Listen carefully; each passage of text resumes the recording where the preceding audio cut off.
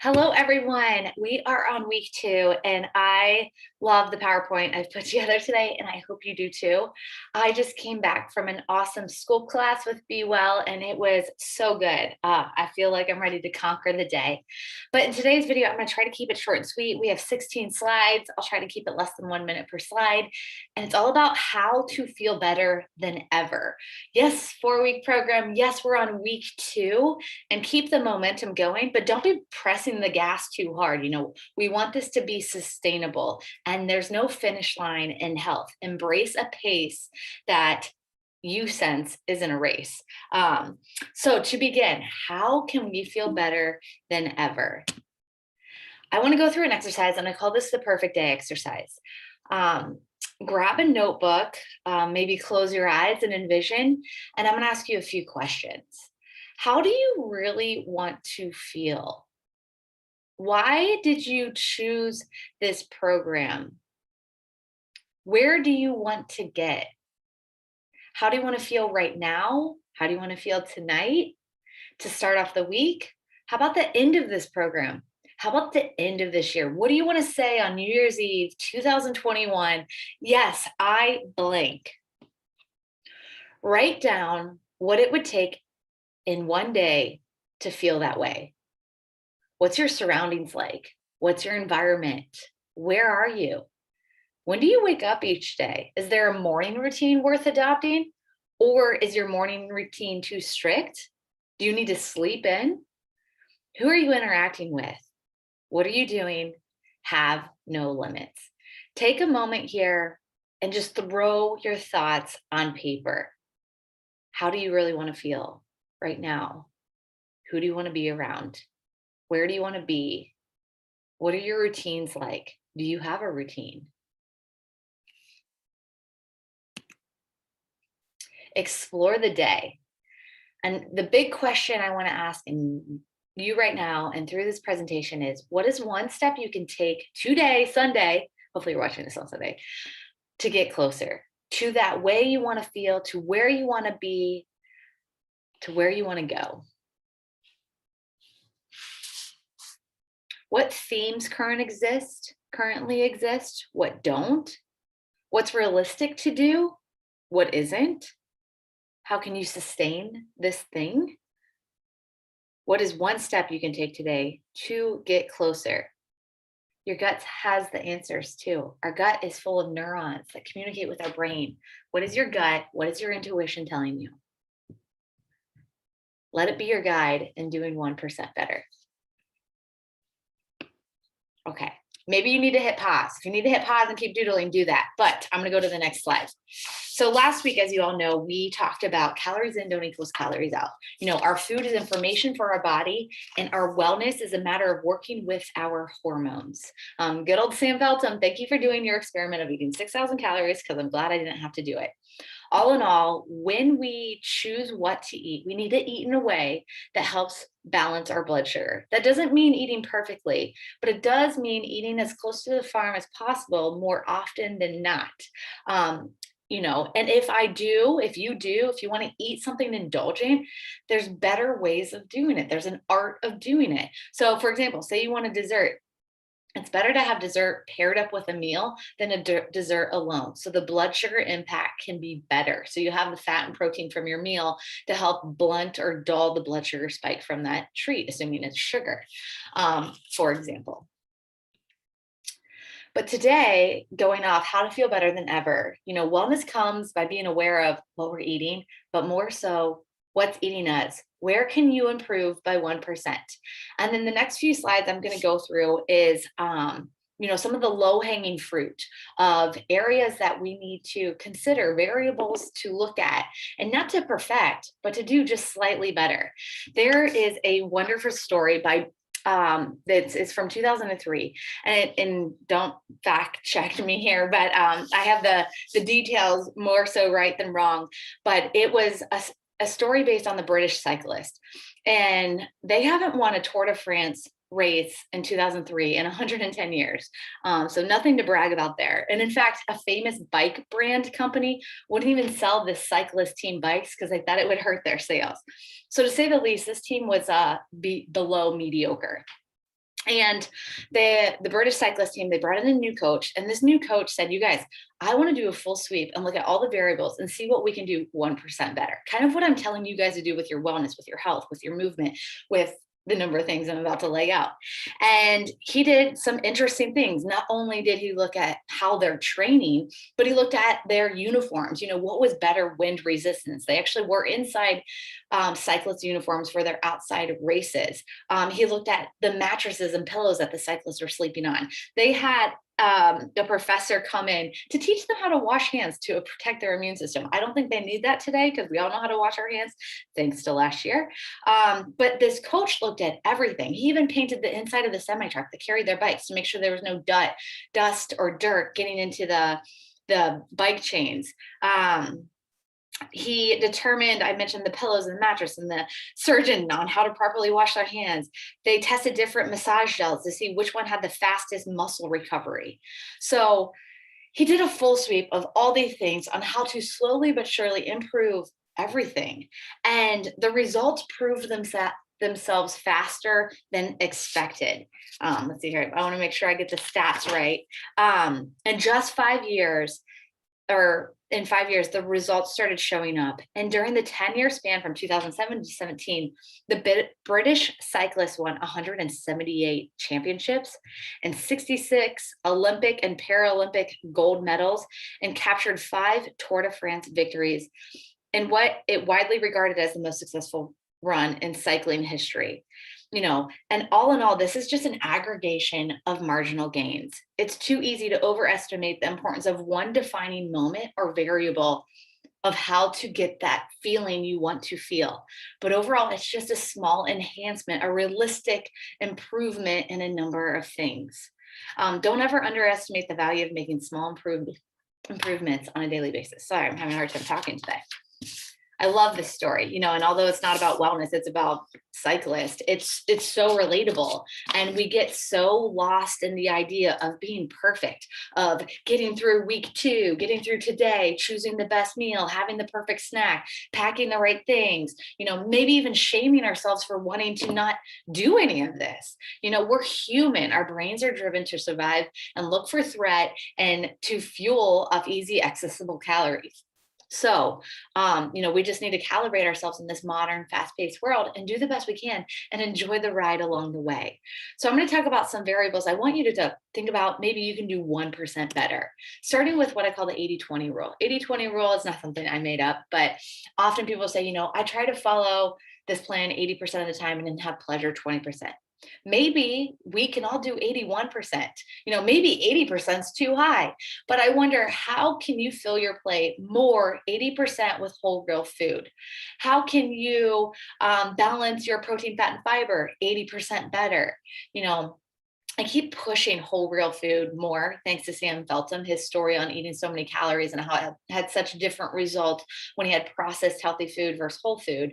But all in all, the food we eat helps nourish our bodies, right? Our food is full of protein, fat, and fiber, but it's also full of vitamins and minerals, antioxidants, polyphenols for the gut, and so much more. And hunger is driven by micronutrient requirements. So if I'm depleted in iron, my health is not going to enhance. I am not going to calibrate to my weight set point. My body needs to be nourished before it's in its most healthy state, including weight status. So that's why I do recommend supplements. I choose supplements to help fill nutrient gaps, but also facilitate results. But all in all, the more whole real food we eat, the more diverse our diet. Rotate your grocery list from week to week. Don't buy the exact same thing year round. Try to eat seasonally, so you can fulfill the micronutrient needs. I say it all the time. It's kind of my mantra, but eat as close to the farm as possible. I'm trying to think, like, for example, raw carrots, cooked carrots is better than carrot muffins, and so forth. I'm really struggling on that example, but I hope you guys get the point. Secondly, or thirdly, set up your kitchen and pantry for success. Your environment, that was one of the questions. How can you set up your environment to better propel you to where you want to feel and be? And our kitchen is very detrimental on how well we succeed in health. Have you filtered the very tempting food out of the house? Do you have what I call domino foods? Domino foods for me is nut butter. And if I have nut butter in the house, that's all my brain really wants to eat. I'll be like, oh, I'll have nut butter with a banana. I'll have nut butter with this. And wow, nut butter is not unhealthy, but it is for every single meal. We need diversity, and nut butter is my domino food. So I really filter it out of the house and just rely on nuts and seeds for those healthy nutrients. But set your kitchen and pantry up for success as well. Put the healthiest food at eye level in the pantry and the fridge. I have plenty of very treat like things in my house, although they're higher quality. But I was thinking about it, I was like, on average, I think I eat chocolate every day. And that's not a bad thing. I use chocolate in a way to bring pleasure to my meal, but also help satisfaction. But I do not have my chocolate at eye level. In my pantry, I have it up. So I have to get a stool, get on my stool, get into the upper part of the pantry, pull out what I want. So I include all these steps. And I recommend that for foods that you find more tempting. But can you fill your plate with more whole food? 1% better. Can you eat a more diverse diet? Can you rotate your grocery list? 1% better. Can you shift things where they're at in your kitchen? 1% more, and so forth. Let's move on to our next one too. I actually also wanted to make sure I mentioned some examples. What meal can you tweak your breakfast, lunch, or dinner to be 1% more whole real food? Can you have oatmeal versus a morning muffin? Can you have a smoothie instead of juice? Can you have a vegetable scramble instead of an egg sandwich? Can you have hemp heart noodles? They are my favorite. They were at Costco. Of course, now they're not, but you can find them on Amazon or Whole Foods. Hemp heart noodles, they're literally just made out of hemp hearts. Versus regular pasta. Can you use lettuce for your sandwich instead of bread or wraps? Of course, then you would want to have some other fiber to help fill you up, because if you just had a sandwich like an unwich from Jimmy John's, you would still be hungry. So pair that with an apple. But what are small things that you can change? Next up, fiber. That is my daughter, Tegan, and that is a picture at our local bookstore of the book I published. It was actually published a month before she was born, so it's about 6 years old. A company came to me and they say, hey, can you write a book on paleo and primal eating? While I honor and appreciate those ways of eating, it wouldn't be the title of the book I would write. I hope to write one a year or two come soon. But this book is a good book. You can find it on Amazon, and it really helps explain like why I eat real food as a type 1 diabetic and what I had found with doing so. And spoiler alert, eating whole real food really helped me improve my insulin sensitivity. It made my diabetes easier. Do I eat a paleo diet today? I do not. I do eat a lot of beans. I do eat some grains, but it's a good template of eating more whole real food. So besides my book, you can find it on Amazon. You can also find it at the Bexley Library, and I believe you can get that through Columbus Library as well. But you guys, I tell you, you fill your plate with protein, fat, and fiber. And perhaps you're like the average American. The average American only gets 15 grams of fiber. And I personally try to get closer to 40 to 50 grams a day. Our guts thrive on fiber. And I'll tell you, probably for 5 years, I ate such a low carbohydrate diet that I focused only on my blood sugar and nothing else for my terms of success of eating. And I actually hurt my gut doing so, because I was not giving my healthy gut bugs their food. Our healthy gut bugs feed off fiber. And I actually had to go through some protocols and regimens of improving dysbiosis in my gut, bad gut bugs versus good, by adjusting my supplements and eating more fiber. But here nor there, make sure you're eating enough fiber, because it'll enhance your healthy gut bugs. And that's really important for blood sugar control, inflammation. Our gut bugs, our gut bacteria determine how many calories we absorb. So two people can eat the exact same diet, and their health outcomes can be very different because of the gut integrity, because their gut health. So make the most of your gut health by eating fiber and don't ramp up too quickly. It could be detrimental. All in all, there's mainly two types of fiber, soluble and insoluble. And with soluble fiber, I want to make sure I get this right. There is a form that I really appreciate. It is called resistant starch.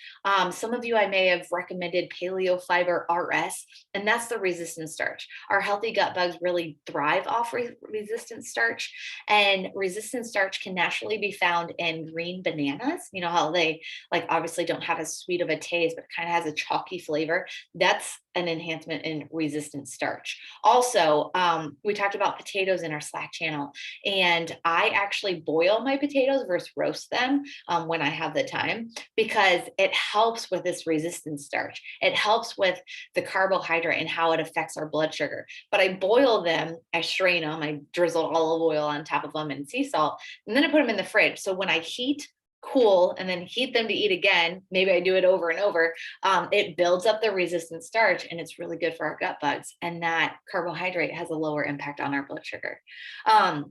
But all in all, the takeaway here is to make sure you're filling your plate with fiber. Non-starchy vegetables are usually the highest in fiber, especially the cruciferous family. So think bok choy, cabbage, cauliflower, broccoli. I'm missing some, but that's the gist. As well as seeds. I do flax meal, I do hemp seeds, I do chia seeds. I rotate those seeds either in my oatmeal or I put them in my smoothie. But look at, the fiber content of the food you're eating and see how you can bump it up. All in all, fiber is so overlooked and so important. If you do want a fiber powder to maybe add to your coffee or add to a smoothie, just let me know and I can send you a link, because that's something I also utilize in my day to day. This is an easy one, guys, but we so often forget. I'm like looking at all my cups in front of me. I have my matcha tea here, and then I'm up in my office. I try to fill this up, this thing I got from Costco, with herbal tea, and I try to drink that whole thing every day just to help with my hydration status. We do better when we use just pure water, but sometimes we need some, can't think of the word, training wheels. And hydration it's so overlooked. I would say on most of my calls, I'm asking my clients, are you drinking enough water? Water influences fat loss. If we are dehydrated, our body cannot lose the weight it wants to, because when our fat cells break down, toxins are released and we need water to flush that out. And toxins, of course, are acidic, inflammatory. So the body wants to put them away as fast as possible. And therefore, we may not lose weight because we're so dehydrated. Hydration helps boost the metabolism. Hydration helps our hormones, including insulin, work better. Hydration helps our kidneys.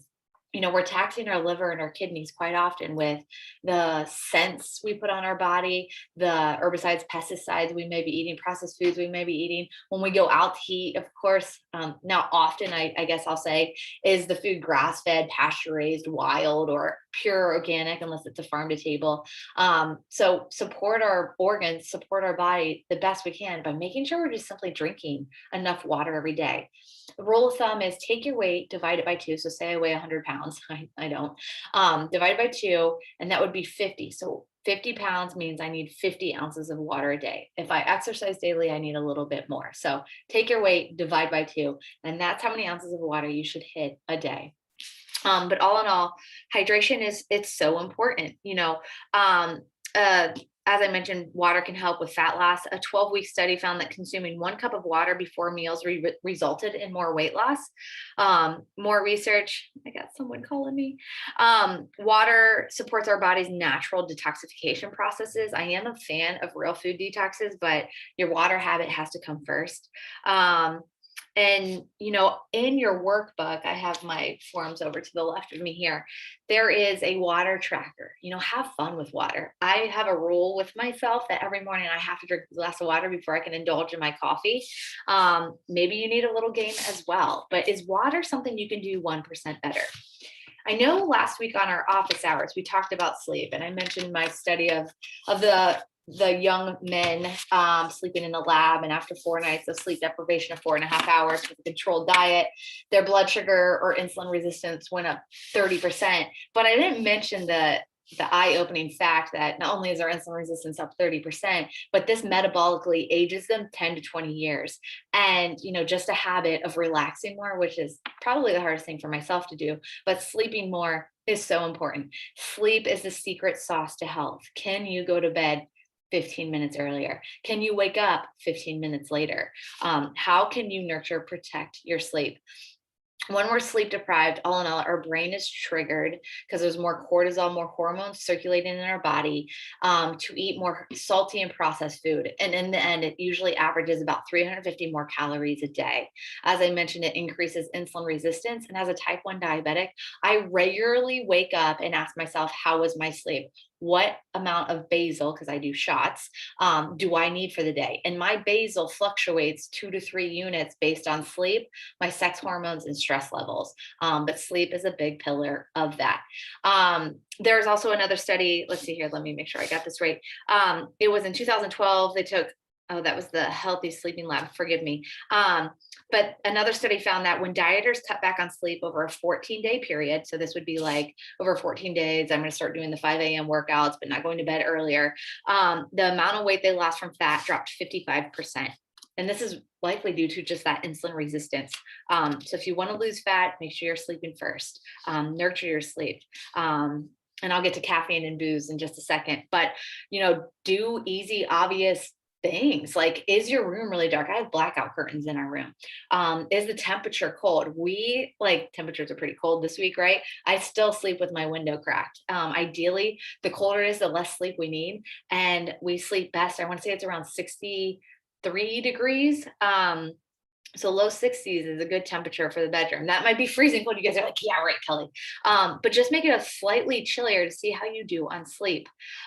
In this picture, I'm wearing some goofy blue blocking glasses. I should actually wear them next week for our office hours. But when we look at screens at night, and I often do on my phone, maybe it's building my grocery list on my Annie List app. Maybe it's scrolling Instagram or checking last minute DMs.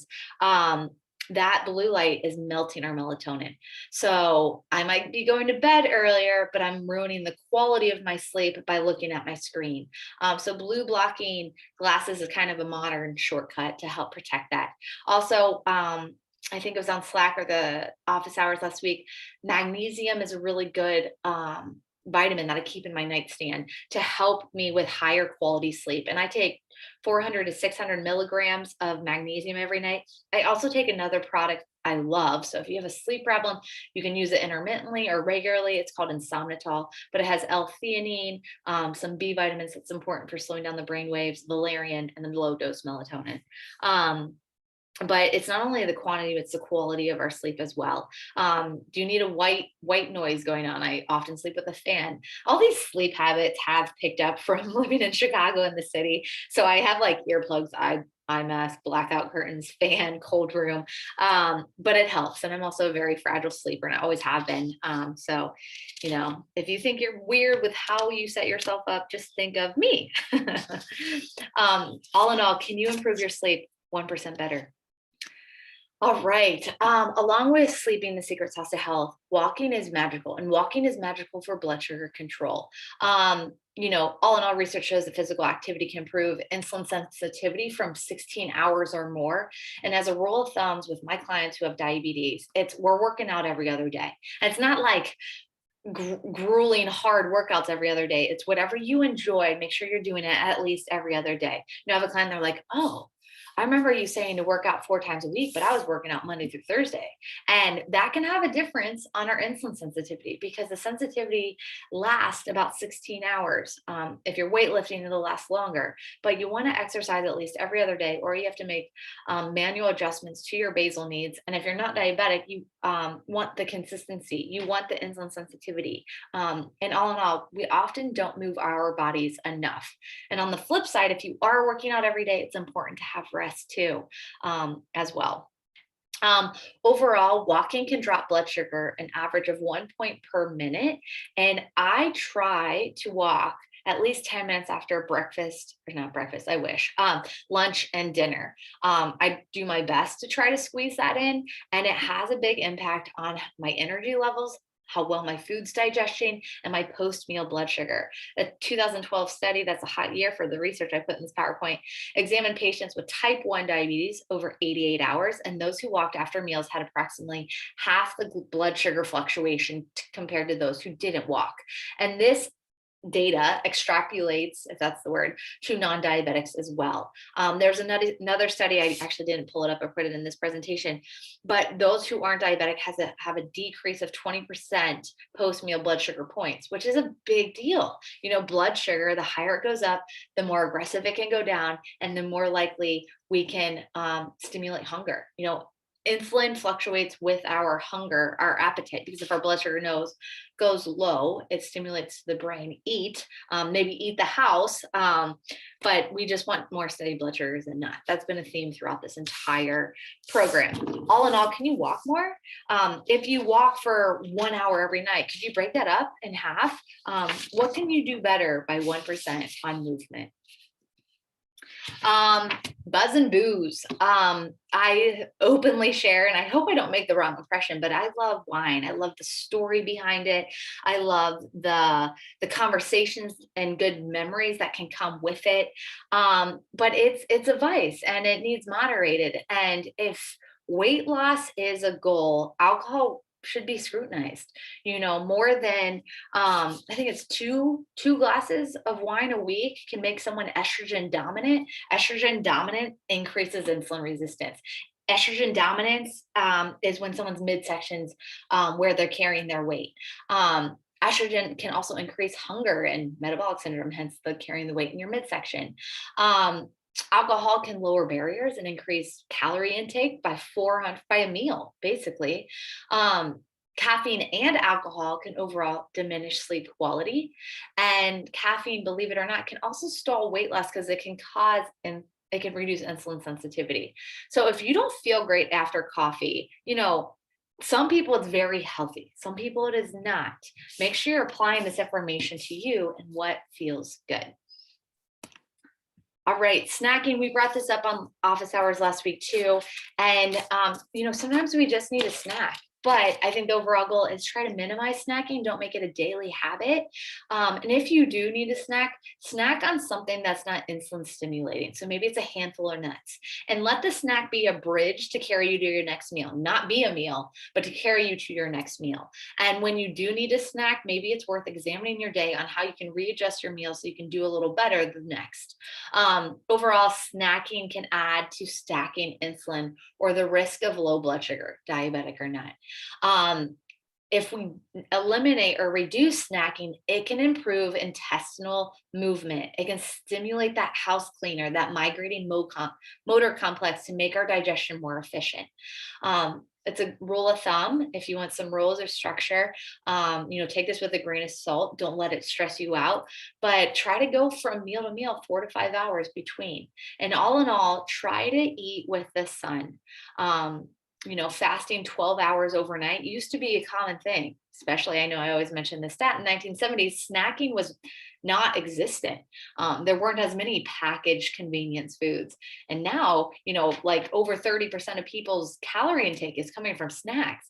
And one of the biggest trends from good old COVID was an increase in snacking. And that's probably because people weren't used to having so much access to food in their home, but perhaps their kitchen wasn't set up for their success. Maybe that we brought in more snack foods into the house or didn't realize how tempting the snack foods we have now that we're working at home is, or distracting to us.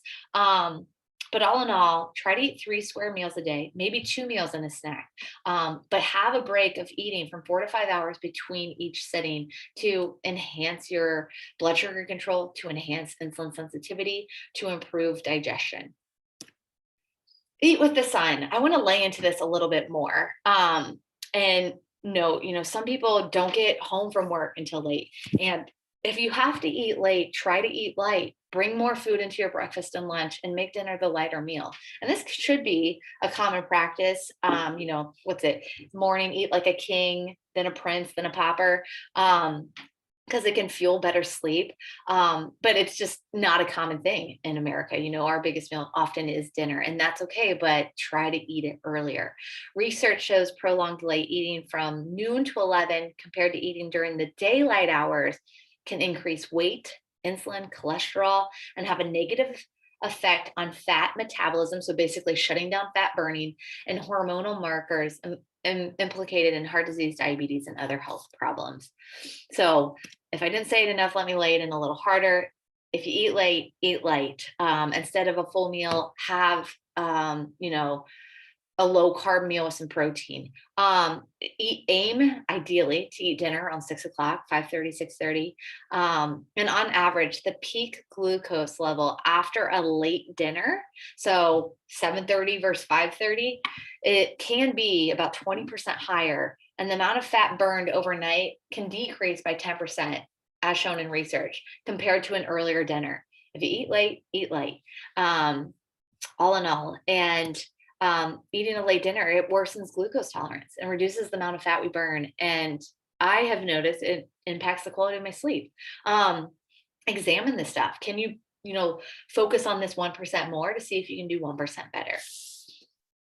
So now I want to see if I can do this right. I want to show you a little video. Last but not least, it's not just what we're eating, it's what's eating us. And I have used this video before in a lesson, and I thought I would do it again.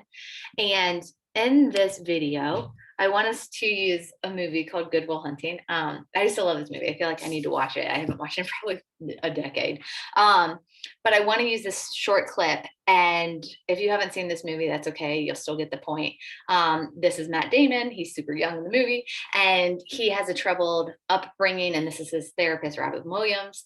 And while Robin Williams is talking, I want you to apply your story, your troubles, your hardship to him talking to you. So let's listen to this, and then I will come back. I didn't know you had. I did. You want to talk about it? No.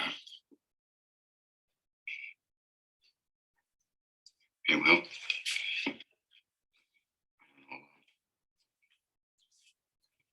See this?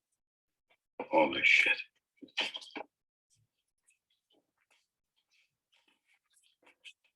Not your fault.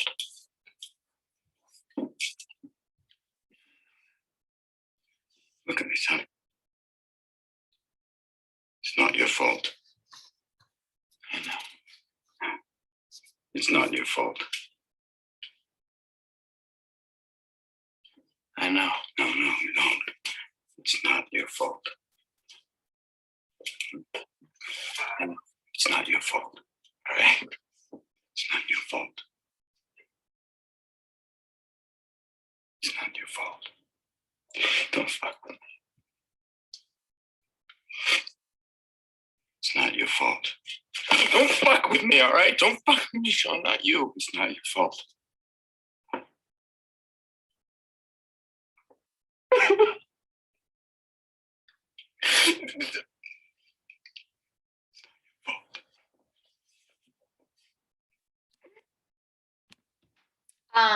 Pardon the French in that clip. I forgot how many F-bombs were shared.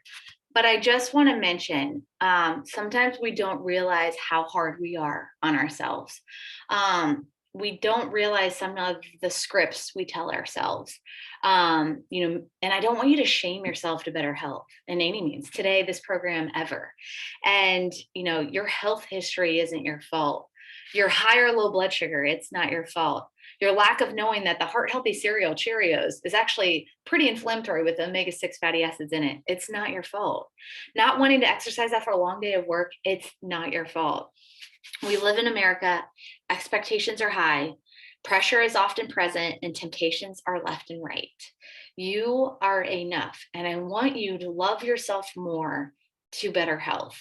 I want you to calibrate your expectations and make sure you really love yourself. Do you, ever say like, thank you, body, for, going through those 10 seizures you had in third grade from low blood sugar? Or thank you, body, for handling the high and low blood sugars throughout the last 29 years? Or thank you, body, for going through all the stress I've put you through? Do you ever thank yourself, thank your body, love yourself, appreciate the abilities we have? Your worth is not measured by your achievements nor your impact. So, as you love yourself, make sure you comb through any limiting beliefs that are worth breaking. All in all, happy doesn't come from status. And perhaps it's the small things. And perhaps wellness this year, this week, today can come from a little more self love. Um, I hope that made sense. And in closing, I have one more slide that's so worth sharing. It's progress, not perfection, guys.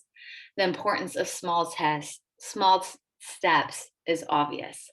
I hope you today you enjoyed today's presentation. Think about what you can do 1% better and let me know. Share in our Slack group, share with your partner, and let me know what the biggest takeaway from today's video was as well. I thank you, and I will see you Monday night. See if I can figure out how to stop recording.